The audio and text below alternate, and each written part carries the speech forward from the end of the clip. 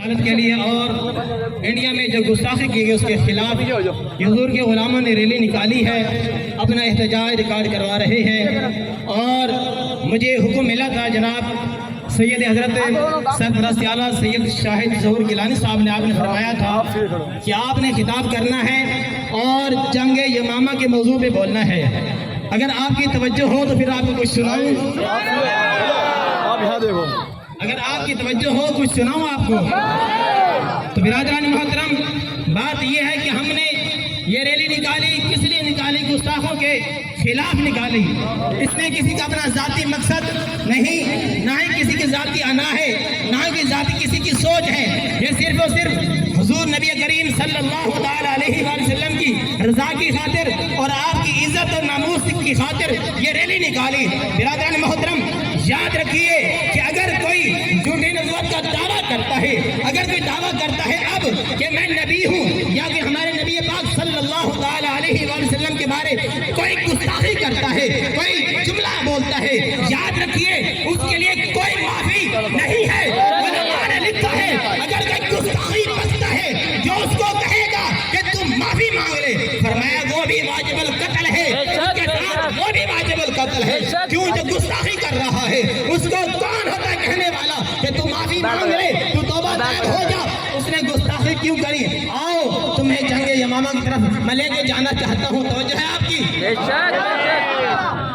آقا صلی اللہ علیہ وآلہ وسلم آپ کے ظاہری دور حیات مبارکہ کے اندر جب مسلمہ کذاب بےمان لعین نے خط لکھا، خط آپ کے پاس پہنچا، آپ نے کھولا، خط پہ لکھا ہوا تھا کہ اے محمد صلی اللہ علیہ وآلہ وسلم، آپ میری دو باتیں مان لیجئے، میری دو باتوں کو آپ تسلیم کر لیجئے، میں آپ کو نبی مان لوں گا، آپ کو پیغمبر مان لوں گا۔ اگلی کون سی دو باتیں تھی؟ اس نے کہا یا تو پھر آپ یہ کہہ دیں کہ آپ کے بعد، آپ کے دنیا سے پردہ فرمانے کے بعد خلیفہ میں ہوں گا، نبی میں ہوں گا، یا آپ اس طرح نہیں کرتے تو پھر آپ یہ فرما دیجئے کہ اس طرف کے آپ نبی ٹھہرے، اس طرف کے میں نبی ٹھہرا۔ جب آپ نے یہ پڑھا خط، آپ نے خط کی الٹی طرف لکھا، فرمایا انت کذاب انت دجال، فرمایا تو کذاب ہے، تو دجال ہے۔ میرے حضور نے فرمایا اے میرے صحابہ، کوئی ہے جو جا کے گستاخ کو یہ رکا دے کے آئے، یہ چٹھی دے کے آئے،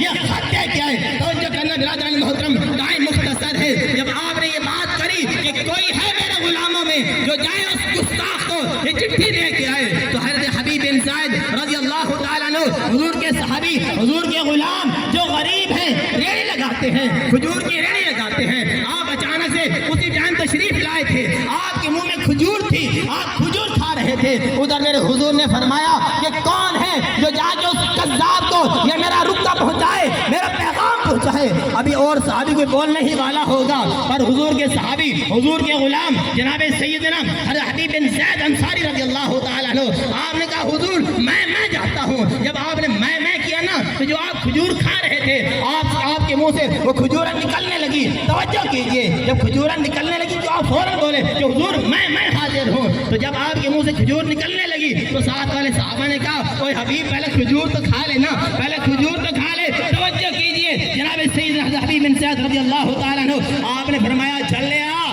تو مجھے کھجور کا کہتا ہے، بازی کے اور لے جاتا۔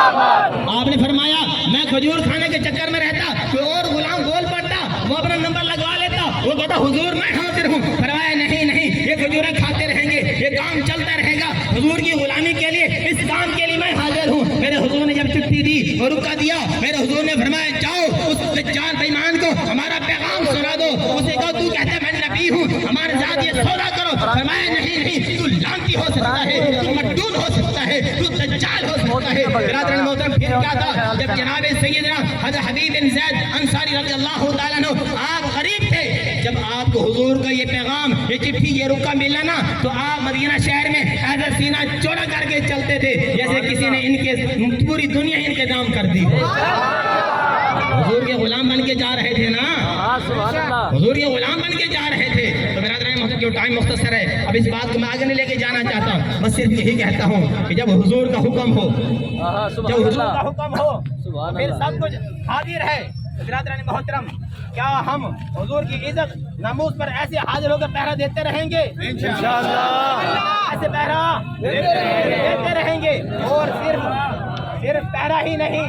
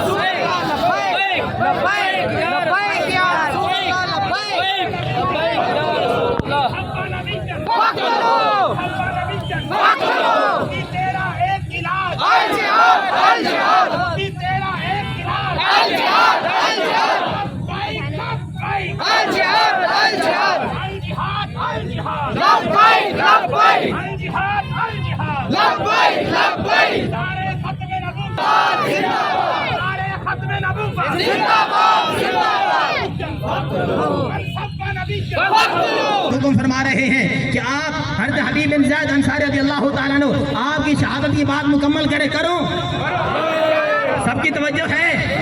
جب جناب سید حضرت حبیب بن زید انصاری رضی اللہ تعالیٰ عنہ آپ اس بےایمان لائن کے دربار میں پہنچے نا، تو آپ نے جا کے کہا اور لائنوں اور مردودوں کہاں ہے تمہارا بڑا چمچا کرچا؟ تو انہوں نے کہا اندر بیٹھا ہے۔ فرمایا جا کے اس کو کہو کہ محمد عربی کا غلام آیا ہے، فرمایا اس کو جا کے کہو محمد عربی کا شعر آیا ہے، محمد عربی کا غلام آیا ہے۔ اس نے کہا اندر لے کے آؤ۔ جب غلام اندر گیا، آپ کے ہاتھ میں تھا نیزہ، آپ کے ہاتھ میں تھا نیزہ۔ جب آپ اندر داخل ہوئے، سامنے وہ بےمان بیٹھا اپنی کرسی پر، بڑے غرورت کبر سے بیٹھا تھا وہ بےمان دجال کذاب۔ جب آپ اندر داخل ہوئے تو اس کے قالین بچھے ہوئے تھے، بڑے اعلیٰ قسم کی چٹائیاں تھی، اعلیٰ قسم کی قالین تھے، آپ کے ہاتھ میں تھا نیزہ۔ آپ نے یوں نیزہ زمین میں گاڑا، اس کی کلینیں پھٹ گئی۔ فرمایا یہ نیزہ نہیں، یہ محمد عربی کا قلعہ ٹھکا ہوا ہے۔